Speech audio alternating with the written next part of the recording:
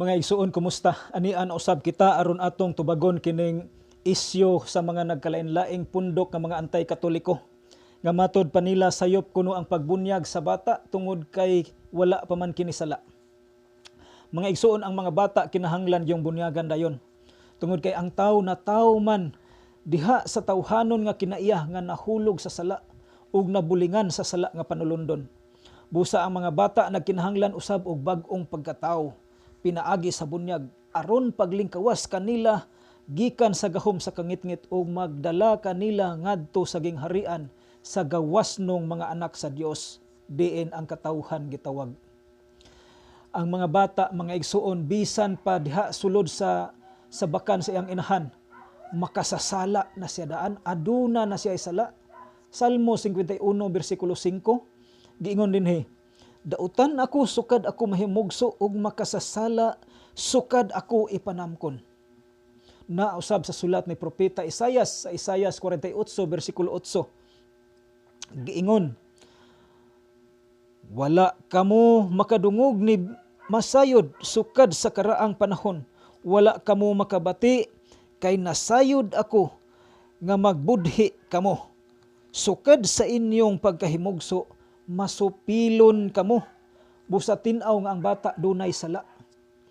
Ug kini nga sala, mga igsuon, gitawag kini og sala nga panulundon. Roma kapitulo 6 versikulo 23, ang kamatayon bayad sa sala, busa ang pagkamatay sa bata gibayran niya ang iyang sala nga panulundon.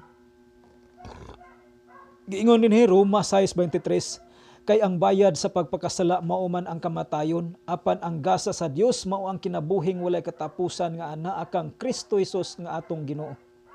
Ug sa Roma kapitulo 5 versikulo 12, gipahayag nga ang sala nagdala og kamatayon, busa ang bata mamatay usab kay naa siya sala nga panulundon.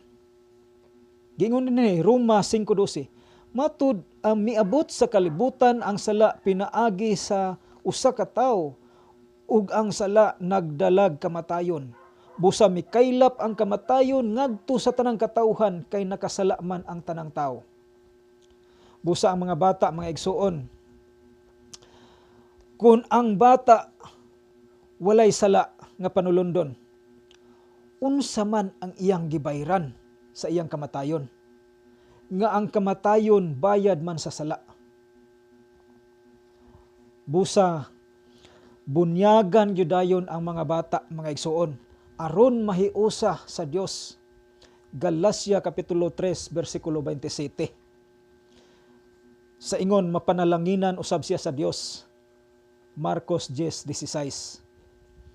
Giingon dinhi Galacia 3:27, gibunyagan kamo aron mahiusa kang Kristo, busa nakaambit kamo sa kinaiya ni Kristo. Marcos 10:16, unya iyang gipangugos ang mga bata, gitapion ang iyang mga kamot kanila ug gipanalanginan niya sila. Ug bisan si San Pedro, mga igsuon, nga pinili sa Dios, nagwali nga ang bunyag alang usab sa mga bata. Naa sa Buhat kapitulo 2 versikulo 38 lahos ngadto sa 39. Giingon dinhi, unya mingon si San Pedro kanila, ang tagsa-tagsa kaninyo kinahanglan nga maghinulsol og magpabunyag sa ngalan ni Hesukristo aron pasayloon ang inyong mga sala ug madawat ninyo ang gasa sa Dios nga mao ang Espiritu Santo. Kay ang saad sa Dios alang man kaninyo ug sa inyong mga anak ug sa tanan nga atua sa layo, tanan nga pagatawgon sa atong Ginoong Hesus. Busa tin-aw, mga igsuon, nga gitudlo usab ni San Pedro nga bunyagan ang mga bata. Ang bunyag, mga igsuon, alang sa tanan. Busa ang usa ka inahan nga si Lydia nga nakapaminaw sa wali ni San Pablo, nagpabunyag ug iya usab gipabunyagan ang tanang sakop sa iyang panimalay. Timan-i ha, iyang gipabunyagan ang tanang sakop sa iyang panimalay. Ug ang kining word nga panimalay mga igsoon sa kinatsila gitawag kana siya og pamilya. Giingon dinhi sa Buhat 16 bersikulo 14 ngadto 15. Usa ni adtong namati kanamo mao si Lydia nga taga Tiatira nga namaligyag panapton nga dagtong pula. Mahadlokon siya sa Dios ug ang Ginoo nag-abli sa iyang kasing-kasing aron sa pagdawat sa mensahe ni Pablo. Gibunyagan siya ug ang tibuok niyang panimalay. Unsa ang panimalay sa kinatsila? Pamilya. Unya, iya kaming gidapit diri kamo abot sa akong balay kung giisip ninyo ako nga tinuod nga magtotoo sa Ginoo ug wala gayud siya magpabalibad. Ug ang gwardya usab sa prisuhan gibunyagan ni San Pablo ug ang iyang tibuok panimalay. Hinumduman nato kanunay nga ang kining panimalay sa kinatsila pamilya. Buhat 16 bersikulo 31 ngadto 33. Gingon dinhi, sila mitubag, tuo sa Ginoong Hesus ug maluwas ka, lakip ang imong panimalay. Unsay panimalay? Pamilya. Unya siya ug ang tanang sakop sa iyang panimalay giwalihan nila sa pulong sa Dios. Niadtong taknaa sa kagabhion, gihugasan sa tinugyanan sa bilangguan ang ilang mga samad ug gibunyagan dayon siya ug ang iyang panimalay. Unsa ang panimalay sa kinatsila? Pamilya. So gibunyagan dayon siya ug ang iyang pamilya. Ang pamilya mga igsuon sa kinatsila, ang panimalay mga igsuon sa kinatsila pamilya. Ug ang diha sa pamilya mga igsuon, anaa ang amahan, ang anak, ug ang amahan, inahan, ug ang mga anak. Ug ang mga anak nga gagmay, mga bata, sakop na siya sa pamilya, sakop sa panimalay. Ug sa history, atong mabasa mga igsuon, nga ang bunyag sa bata na record sa tuig 200 Anno Domini pa. Imagine, 200 Anno Domini na record sa kasaysayan nga ang bunyag sa bata. Diha na ni anang mga tuiga.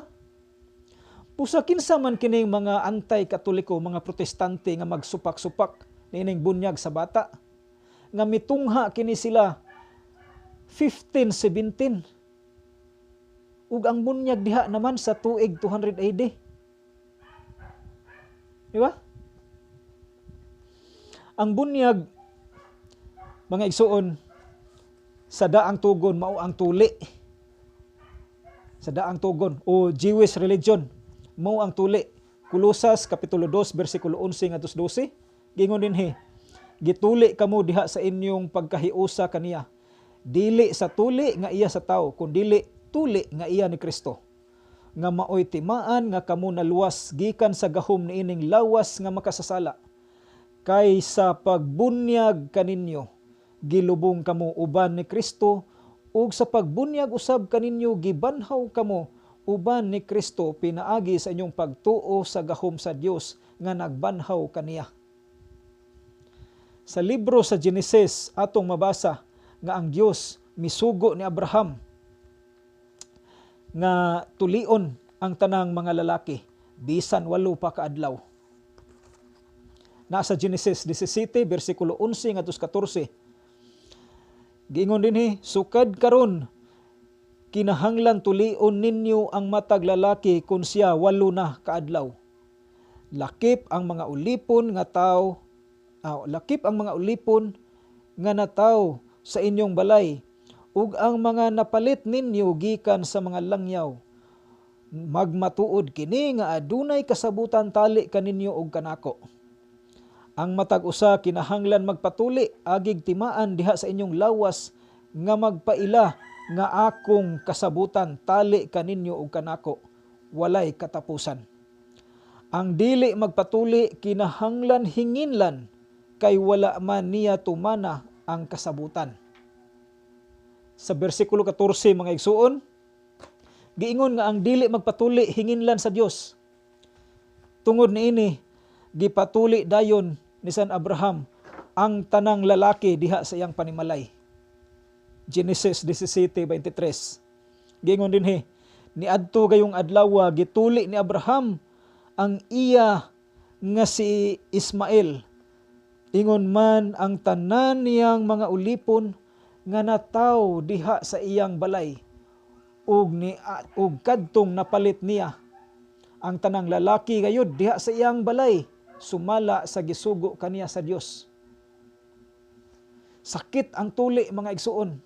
Apan gipatuli ni San Abraham ang tanang lalaki bisan og 8 pa ka adlaw. Aron dili hinginlan sa Dios. Ang bata wala masayod nga hinginlan sa Dios ang dili magpatuli. Apan ang ginikanan nga nasayod maoy nagpatuli sa bata nga wala masayod sa balaod sa tuli. Ug mauusab kana ang gibuhat sa mga Kristohanon. Kanatong mga Katoliko, gipabunyagan dayon ang ilang mga anak bisan ug ang mga bata wala pa masayod nga ang walay bunyag wala pa mahiusa sa Dios. Kay ang bunyag mga igsuon naghiusa man kanato sa Dios. Galacia 3:27. Nga giingon dinhi, gibunyagan kamo aron mahiusa kang Kristo ug busa nakaambit kamo sa kinaiya niya ni Kristo. Busa aron mahiusa sa Dios ang mga bata, pabunyagan gyud ayon. Bisan wala pa kini sala nga nahimo, aktwal nga sala, pabunyagan gyud ayon. Diha lang usa taman mga igsuon, ug sa sunod higayon lain na usab nga kanang isyu ang atong tubagon mahitungod sa ilang giingon nga ang bata dili bunyagan tungod kay wala pay pagtuo. Mao kana ang atong tubagon sa sunod mga igsuon. Daghang salamat and God bless.